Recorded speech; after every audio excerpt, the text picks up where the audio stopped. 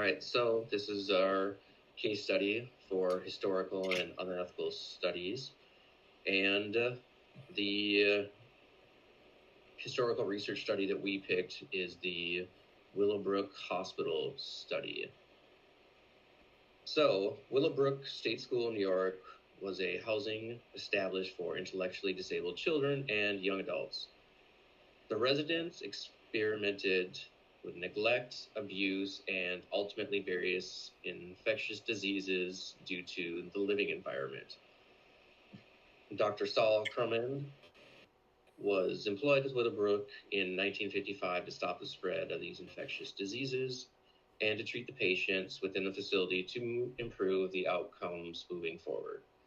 So the first question that we're going to go over today is, what was the aim of the study and what knowledge was learned from the study?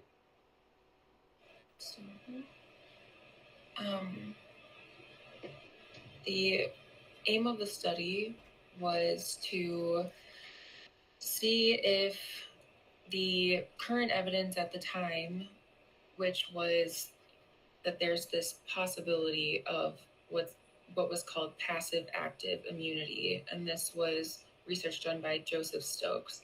And it was theorized that if hepatitis infection occurred during this period of passive immunity produced by an injection of antibodies or injection of gamma globulin, which was an antibody-rich distillate of human serum, that if there was an infection during a time where they had this serum, that it would produce immunity, essentially. So that was kind of the aim, is to see if long-acting immunity to hepatitis was possible given the prevalence of infection in the school.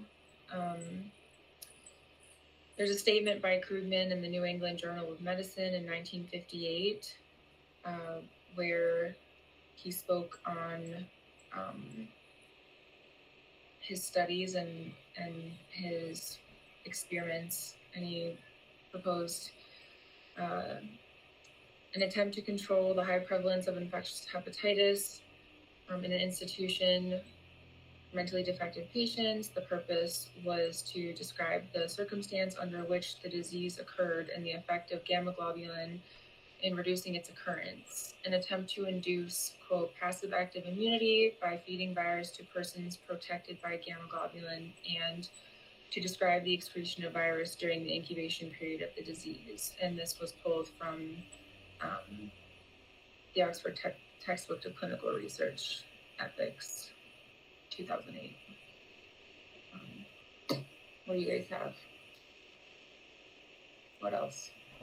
I guess with the stuff I researched, I found that the study was focused on 7 different trials to differentiate hepatitis A and hepatitis B, and it provided information on how individuals without hepatitis would present after being infected. So essentially, they brought in uninfected people, infected them with hepatitis, and then we're trying to see how that would affect them and to figure out the transmissions, the incubation periods, mode of transmission, and then differentiate between hepatitis A and hepatitis B.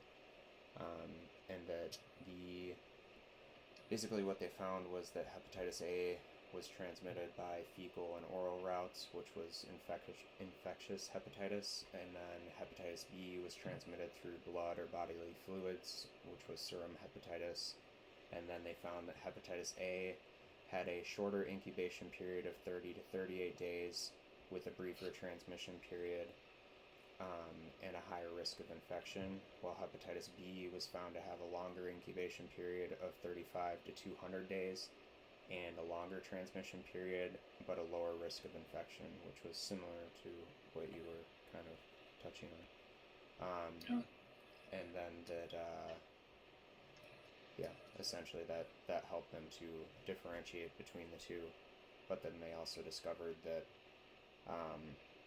basically if a person developed immunity to hepatitis A or MS1, that they wouldn't have the immune system to protect them against hepatitis B or MS2, and vice versa, like that they couldn't protect them. Right.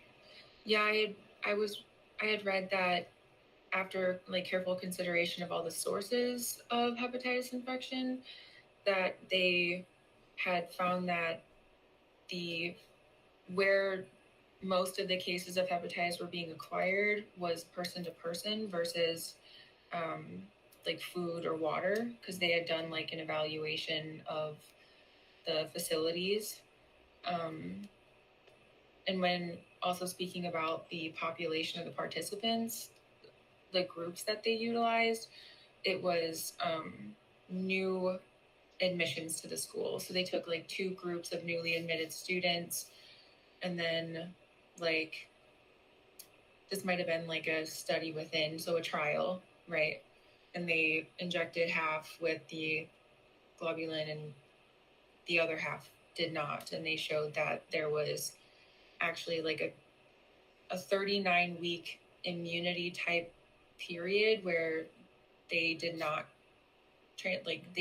develop hepatitis versus the other cohort.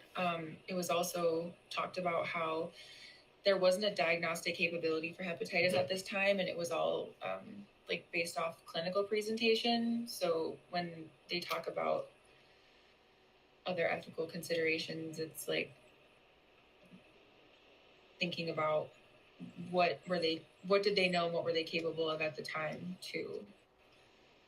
Right. And also I know too, when I was just doing the research and everything on this topic, so for the children that were like exposed to hepatitis, they were taken out of like the main campus or whatnot, whichever you call it, where everybody lived, and they were put to a different area, and that area was cleaner and nicer, and also they had like around the clock care versus everybody else who kind of like lived in squalor and didn't have as good a care and everything like that too.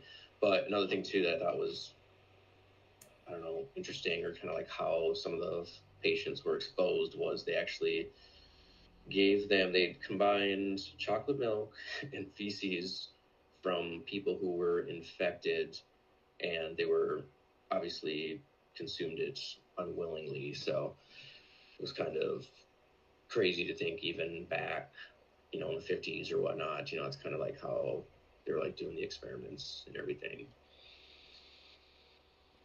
Right, which then goes on to, be like, oh, the whole thing is harmful, but that's like even more, like it's harmful, and not only physically, but like psychologically in many ways for these students. So like, I guess it's a couple other things notable for this section would just be that the rate of infection at the time that Krugman estimated before the trials took place was that an estimated 40 to 50 patients per 1,000 per year. And that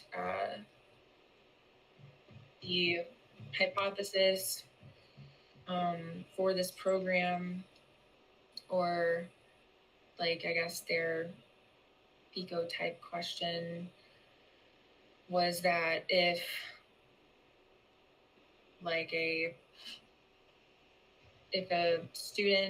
a newly admitted student without known exposure to hepatitis in the past was given this immunoglobulin and then hepatitis was induced,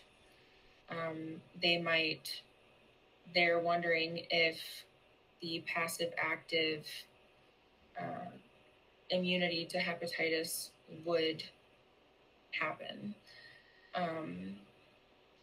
So the results were a reduction in incidence of hepatitis by 80 to 85% in children and adults, but obviously and clearly it doesn't justify the unethical nature of the research.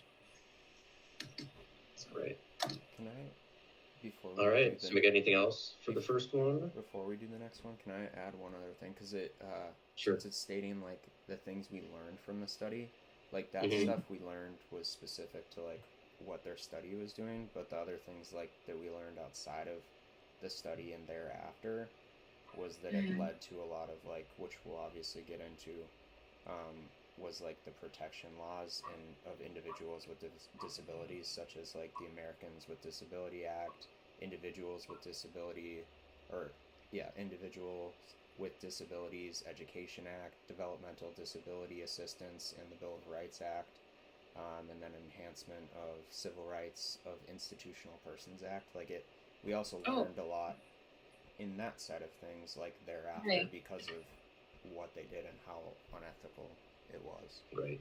So it kind of, like, from this study, it created a cascade of events to protect vulnerable people, and like also the identification of who is a vulnerable adult or child. Children are all vulnerable patients, and like what makes, like, going into like what makes someone vulnerable, I guess, is, yeah. So that's really important in our practice for sure. Right, definitely.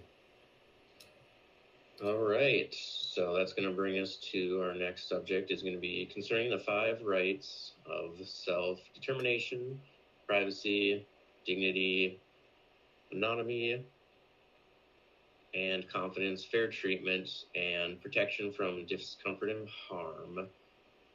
How of these were violated in the study? Excuse me. Which of these were violated in the study, and how?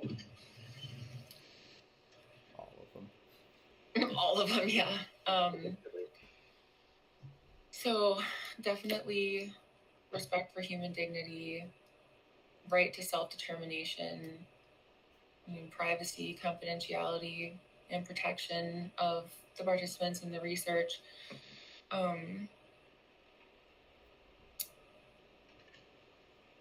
Their methods for, as Wayne was saying earlier, like some methods for how they inoculated the children with hepatitis, and the fact that they didn't have the ability to consent to this, and that the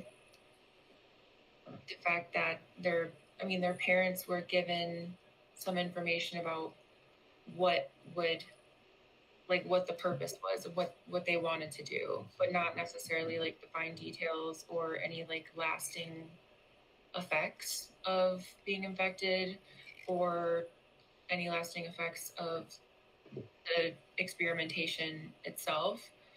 And then also like how much, how much information was given about what was going to be done with the results of this study, and what would be included in the results of the study, like as far as privacy and confidentiality goes. And I found it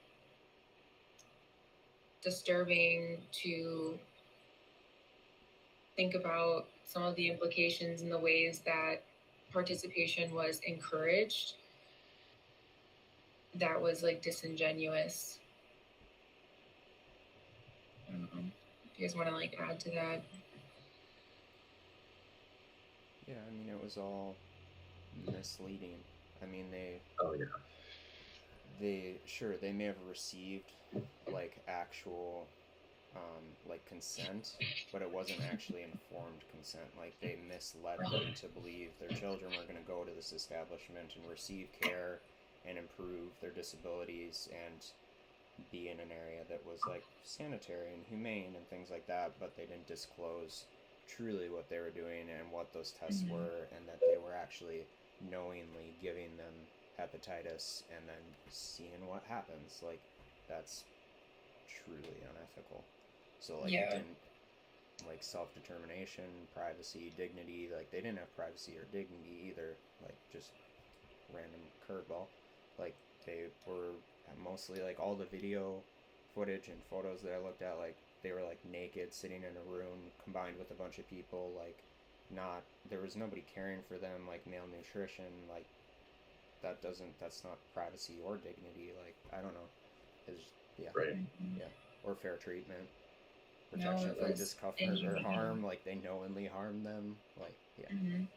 yeah, And I think another thing too is, I mean, granted, this was a long time ago, but I'm pretty sure there was kids in there, people in there that didn't like have family that, you know, would come to visit them, or maybe they're like a ward of the state and everything like that too. So it would have been hard for even outside of like the facility, like anybody to like advocate for them, or just even like come and visit them, just to like see like how they're doing and everything too. And I mean, it was such like thousands of people were there. I mean, it's just ridiculously large amounts. You know, it's not like a small facility where there's only 20 people and stuff. You know, it's like, even I think like when it comes to like accountability for the patients, I can only imagine what it was like back then. You know, they didn't have like electronic health records and all this stuff that's now like available for us and everything to like know the data. It's just,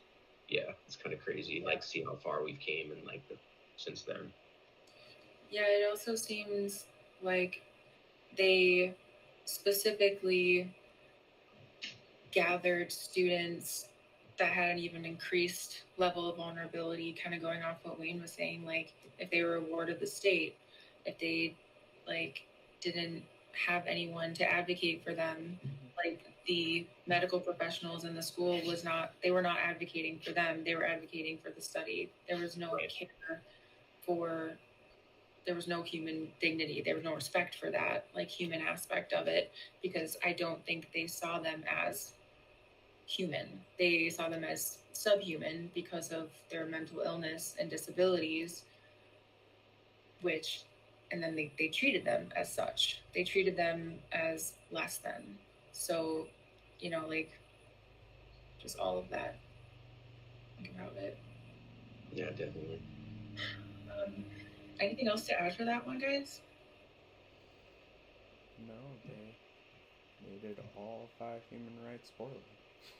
All right. Yep. All right. I'm sorry, go ahead. Oh, I guess we didn't really touch on like the protection of participants. Like, I mean, we did in a way, but there was no like even like attention to comfort measures or like protection of health or well-being or nutrition or like psychosocial factors. Like they were just kind of treated like there was just no consideration. I don't want to say animals in a cage because that sounds bad, but well, I mean it also is a resources thing. Like Wayne was saying, there was thousands of children there. Like at one point, I read a article at one point that said it was like 6,000 children at like their maximum, when they were at their maximum capacity, which they should I think their bed capacity was only like 4,000 and they had 6,000 there or something. Like, and they didn't have even close to enough staff to even help with that. So like all the people had lack of like fair treatment, protection from discomfort, harm, like harming even each other. Like, you know, and like a lot of them weren't potty trained because they were too young, or they hadn't learned, or they have, you know, disabilities, and so they'd be sitting in their own fecal matter and urine and things like that for hours or days. Like, and it goes against like what the information that was provided to parents, or the information, like the design of the study and how that was published. Like it goes against like their initial promises or their initial outline for like their own personal gain, because they said like they put a max right at 4,000, but then they were bringing in more and more, and then you know they said, oh, they're going to have round the clock care, they're going to be living in sanitary facilities, they're going to this and that, and that's how they got consent from parents. But then like they didn't have the integrity, like they didn't hold to their word, right? They just kind of told them whatever the best case scenario in order to get consent from them, because at least that's what it seems like. This is a little off topic, but one thing that really surprised me was how you could get, you know, even 1,000 children, let alone 6,000, and not have like the caregiver or the parent be like, yeah, I'd like to tour your facility before I give you my child. Like, it blows my mind that that was a thing. Like, just trust fall. Like, yeah, Right. Yeah. you know, like, you would think you'd want to walk around and know where your kid was or go visit them and then see the condition and be like, oh, we're done here. Like, that Right. kind of blows my mind. Mm-hmm.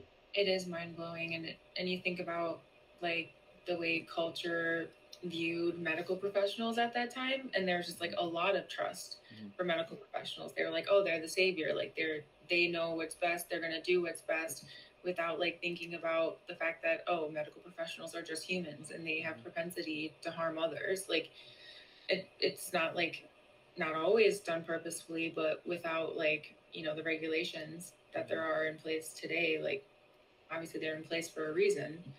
And like additionally, thinking about how parents or people of that time saw the mentally ill, their capacity for caring for the mentally ill, just the general knowledge and research around what that looked like and how to deal with it at home. Like they might have just been like, yeah, take them, they're like a nuisance and I don't know what to do with them.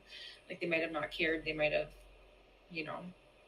just didn't want them. So that's like adds insult to injury, or like increases risk.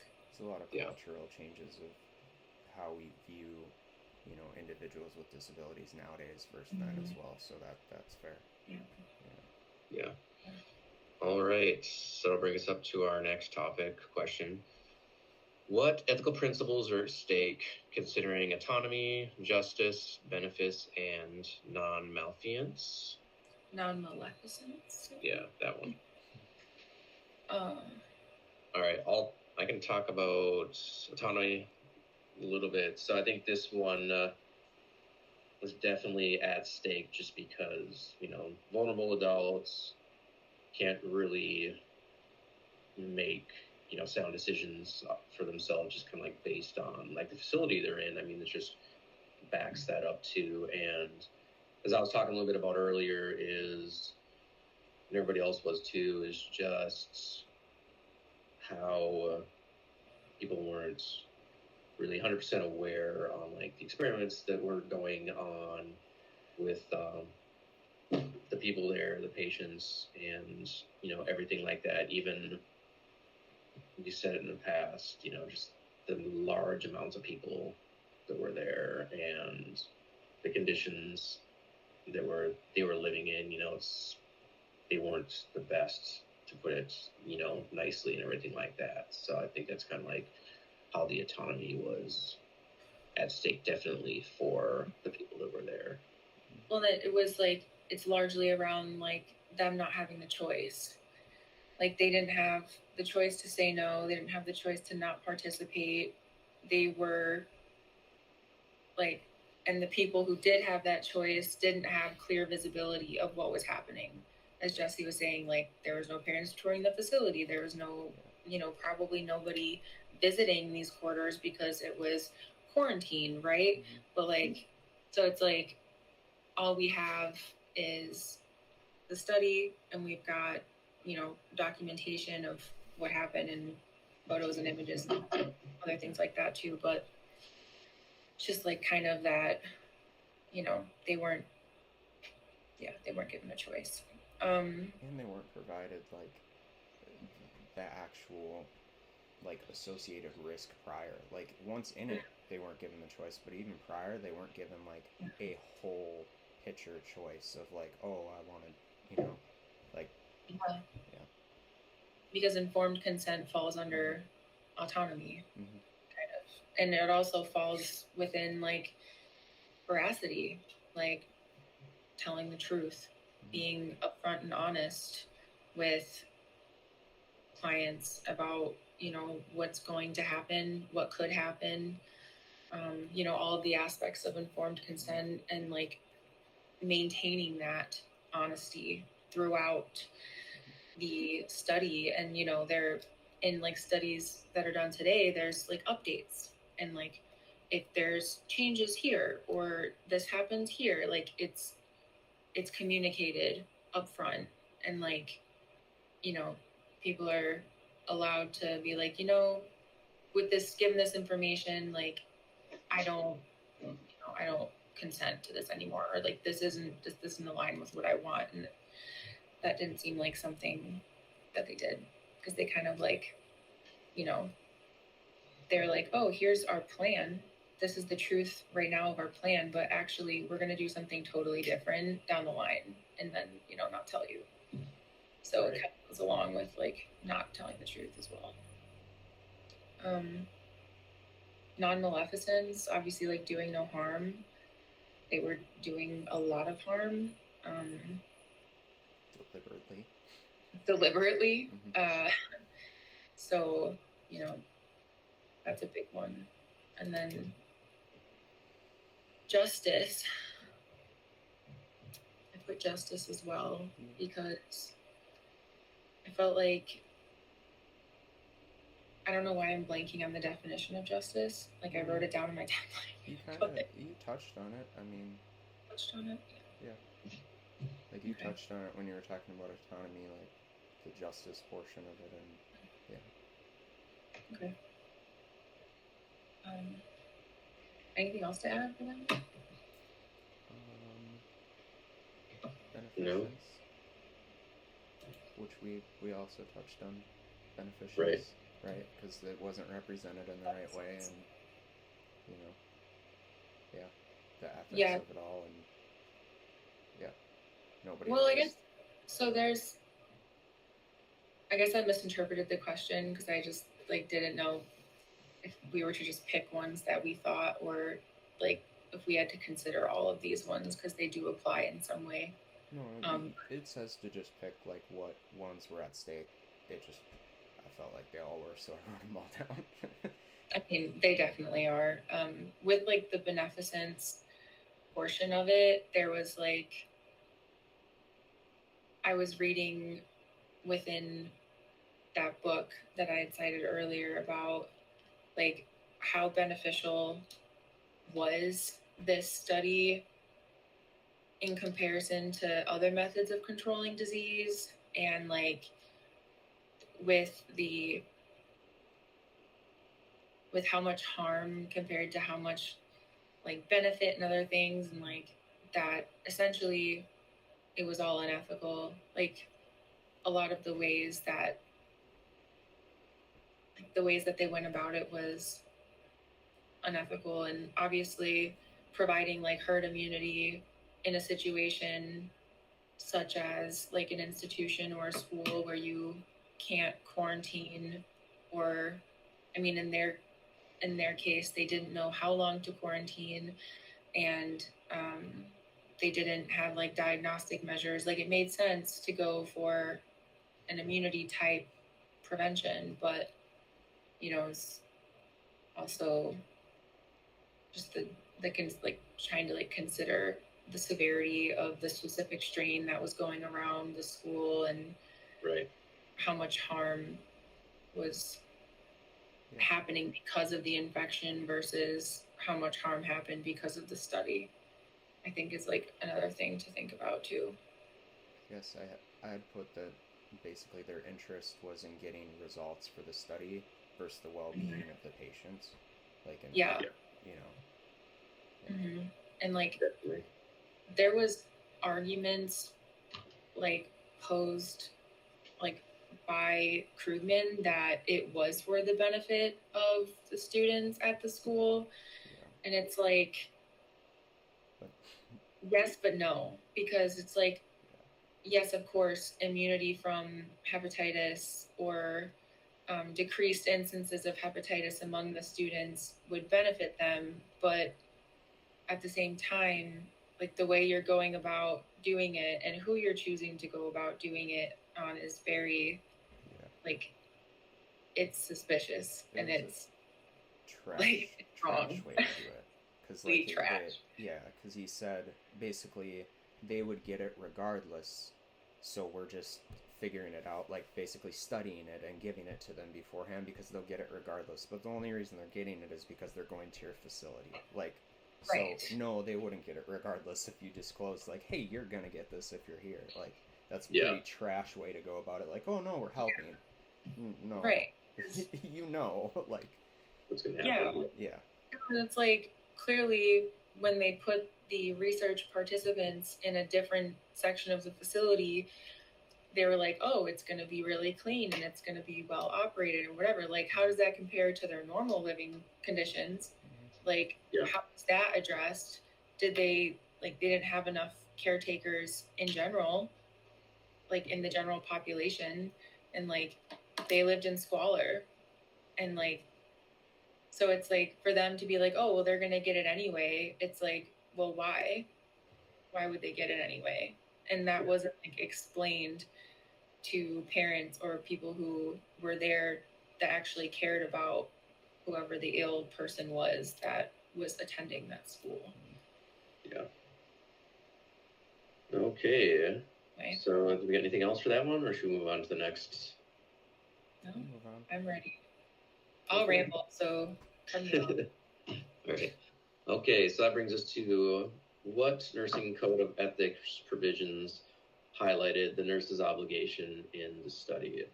So just going over like code of ethics, I do feel huge, all of them, but we can just kind of like hit on certain ones. So provisions we kind of just highlighted was 1, 2, 3, 4, 5, and 9.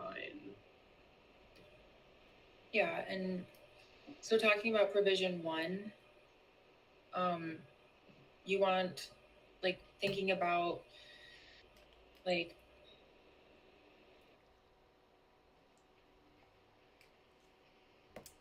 Did you freeze? Maybe. Kind of looks like it Give froze. her a. you're There we you're go. back. Oh, you're back. You froze You're for a back. second. We lost You're back. on You're back. provision 1. Yeah. Yeah, so per the code of ethics, provision 1 states the nurse in all professional relationships practices with compassion and respect for the inherent dignity, worth, and uniqueness of every individual, unrestricted by considerations of social or economic status, personal attributes, or the nature of health problems. So this one kind of talks about, just like when we circle back to vulnerable populations and then all populations, like treating everybody equally despite this. And then also giving them equal care and having like equal access to care, despite like whether they have a disability, their economic status, or anything like that. So we felt that one was really important. And in addition, the right to self-determination falls underneath this provision, which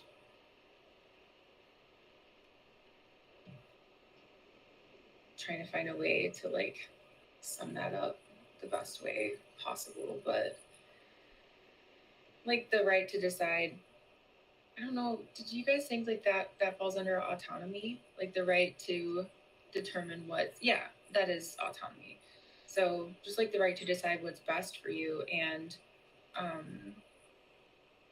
even in the cases where parents were given some information, it wasn't enough information to decide if that was what was best. Right. So this provision was, I feel like, especially important in like the ways that it outlines different aspects of like ethical considerations that should have been made that weren't made, and that were probably considered and like made down the line based off of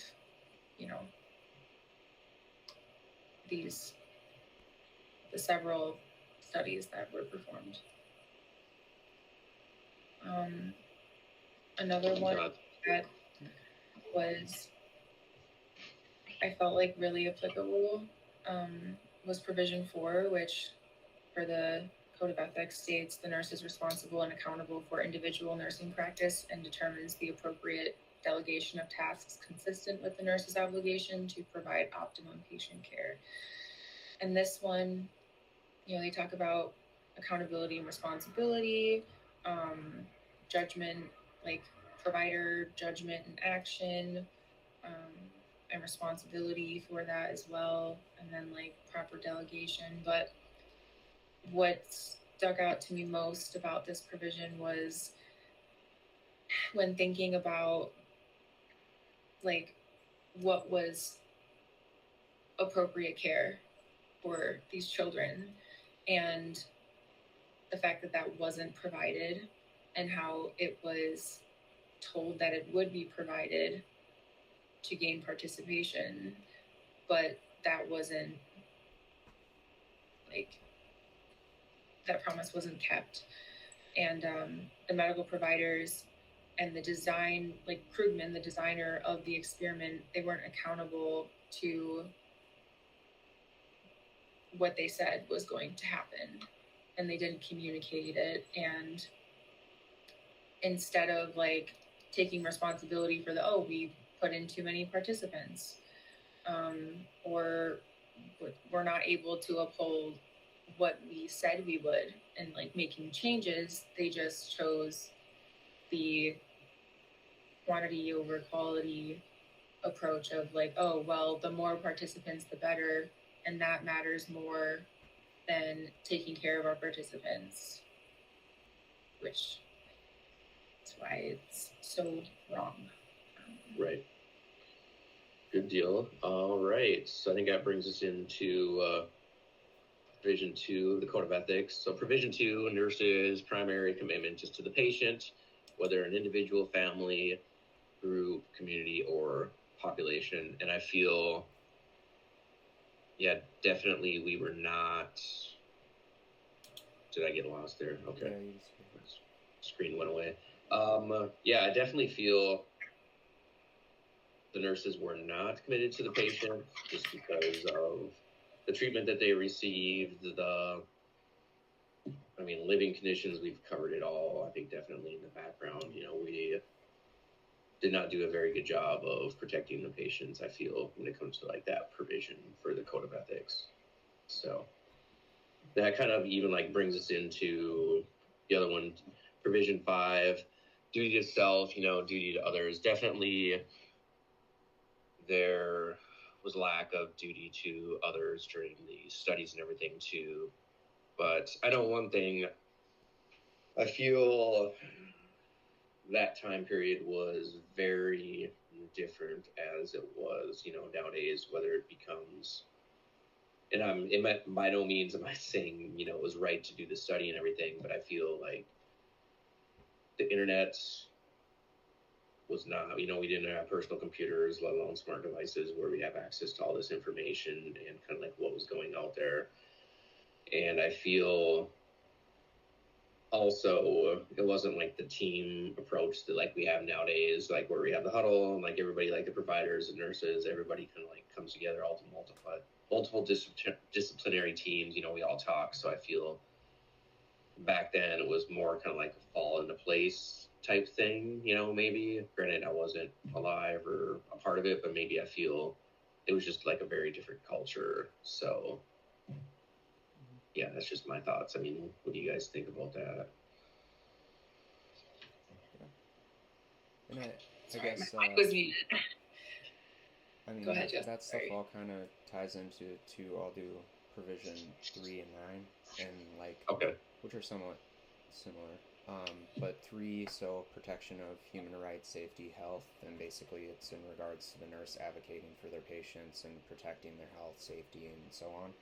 And I did read and watch some stuff that had said how nurses and staff that worked within the facility, although they saw the conditions and the patients and what was happening there, they still would go and try to help the situation, like just help whatever patient they could or whatever child they could and try to make a difference, but they knew that they couldn't make a difference overall. So it's hard because the nurses were still trying, but they also were aware of the health risks, the safety risks, and the problems within that facility. So it was their part to like advocate for them, which has to do with like Provision 9, because they should be Provision 3 they should be protecting and helping, and Provision 9 they should be advocating And so, like, although they were doing their part to try and help, they should have been also doing their part to advocate for change and let people know, and like that this isn't ethical and this isn't right. And I know, like you said, Wayne, it was a different time, but at the same time, when you watch or read like different things that are in regards to the people who are working within those facilities, like they also were expressing how they knew that it was wrong. So like, and whether that changed over time, their viewpoint, it seemed like it was also at that time that they had that same viewpoint, so they should have been advocating and making change within that to help those children. And it kind of seemed like the priority at that point in time, when you talk about culture, like the priority was in advancing medical knowledge, advancing like treatments that are available and other things like that, which the idea behind that is, yes, we're improving the well-being and the future of human race, right? But they're not like taking the time to consider the well-being of the people and the participants of like research that's being done or experiments that are being done to identify and like prove these advances that they are wanting to push. And then like also with like the lack of the teamwork aspect, like if you think about those nurses who were, you know, they were providing care and trying to do what they could to better this situation, but there probably wasn't a culture of, oh, nurses can speak up to the providers, or they can speak up to the designer of the experiment, or like the head of it all. Like, I don't think that all like staff members and team members, like feelings and opinions were considered. Like, it didn't matter. It was just, well, this is the design of the study and this is what we're going to do. And we don't care how anyone feels about it. Like, it wasn't. They also just didn't have the resources, like the nursing staff, to actually make a change. So they just went in. It seemed like with the like mentality of like, well, I'll help whoever I can today, and like do my best. But yeah, and it's horrible that it was that way, because like it shouldn't have been. They could have put a smaller limit on how many children were, you know, enrolled in this study, but they didn't, because they prioritized more participants than like the ability to care for those participants. Prioritize the results and their study. Yeah. All right. So I think that brings us into our next question. How could the study be altered, or which ethical or what should be implemented to make the study more ethical? So I think what could be implemented now, as we've kind of seen, you know, when it comes to like research and everything like that, is definitely making sure everybody is, obviously they're going to consent to like the study, like have documentation on it that they're consenting to the study. And also, do they have the intellectual capabilities to consent to the study? And if they don't, do they have someone who can like make the decision? Is there like an executor or someone who kind of like oversees their, you know, affairs and makes, you know, ethical choices for them? I think those are some ways. So kind of like providing the consent, making sure that the content of the consent, it's well informed, it describes everything accurately and honestly, and that there is an ability to withdraw consent. And then thinking about the vulnerable populations, who is a vulnerable person, like who is going to make decisions for the vulnerable person. They should not and whether or not they can consent, which they cannot consent on their own, just because, you know, it might not be ethical because they can't make a sound decision for their well-being. Depends. And then I don't know, other things that could have been implemented were like obviously proper staffing and different, like, improved communication throughout the team. Definitely, like, making appropriate decisions on the number of participants, like making sure that there's enough, staff that are skilled and available, and they're also safe in caring for a certain number of these people. But a big thing is that, like, these should, like, the people that were being studied should have been already active cases of hepatitis. They should not have been infected they shouldn't have had harm done to them for the purpose of the study. Right. Like, and if they had already had an infection, that's one thing, but infecting them that's another thing. And I think that, like, the study, that would have been very difficult for the design of this study, given that they wanted to see the effectiveness of the immunoglobulins in, lessening the intensity or occurrence of hepatitis. But you have to change the design and figure out something different. And, like, there was already research and studies done about immunizations in general, so I just think that the design was poor, and it should have been, I don't know. To piggyback on that, they needed, like, if they're gonna infect somebody with a disease, they need to be aware, like, and that was something that just wasn't done. Like, that doesn't make it right, but if the person is knowingly consenting and they understand the risks and fully, and they're consenting for that, which I don't think is ever really right to do with a vulnerable population if you have the right to give consent for that individual. But, like, if it's in the case where it's yourself and you are not a vulnerable person and you can make that informed decision and that choice, then that's what should be happening. But that wasn't what happened. Yeah. Right.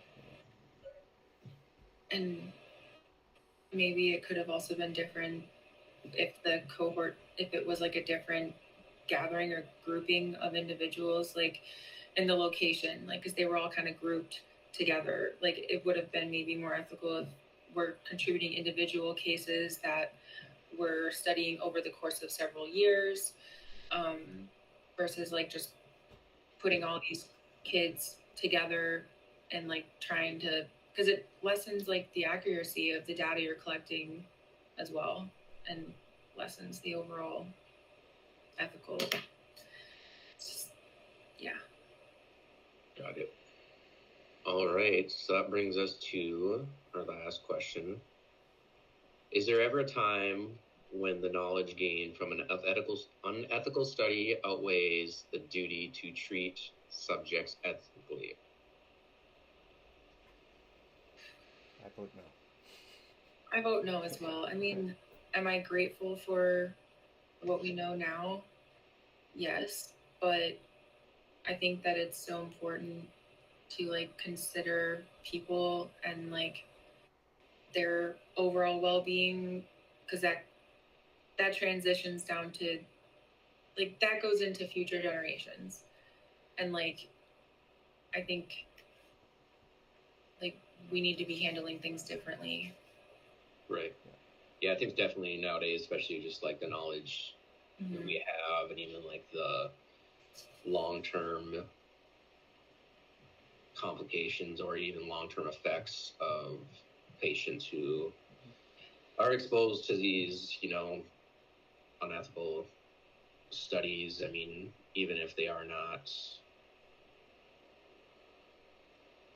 I don't want to say fully capable, but even if they have, like, disabilities or other issues going on, everybody still needs to be treated, as a human and all that stuff.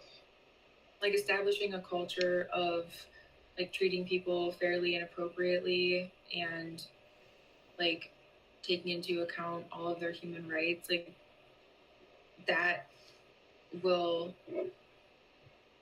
change what we accept as humans, like, what we accept socially, and like what society deems is like appropriate as well, and like it kind of sets the stage for better treatment down the line, and also like lessens the changes that like generational trauma and stress, like how that changes like our genetic makeup as humans, like our epigenetics, and like getting, you know, into the effects of what each generation experiences and how that like rolls over into the next. So I think that's like something to consider as well, and why we should be treating participants ethically.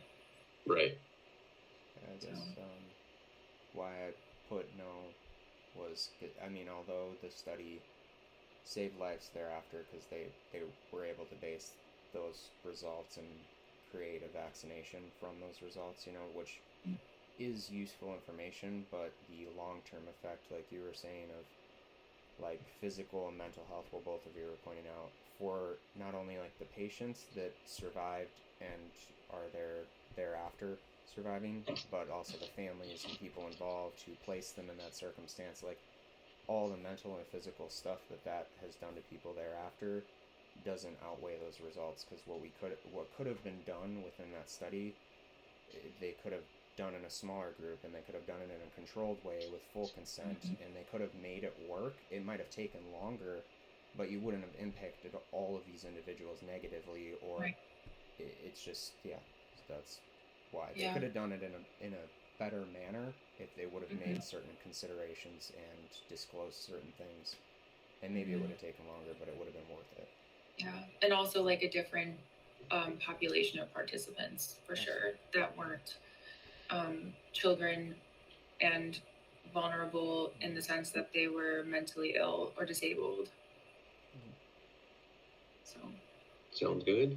Does anybody else have anything to add before we wrap this up? That was our last question.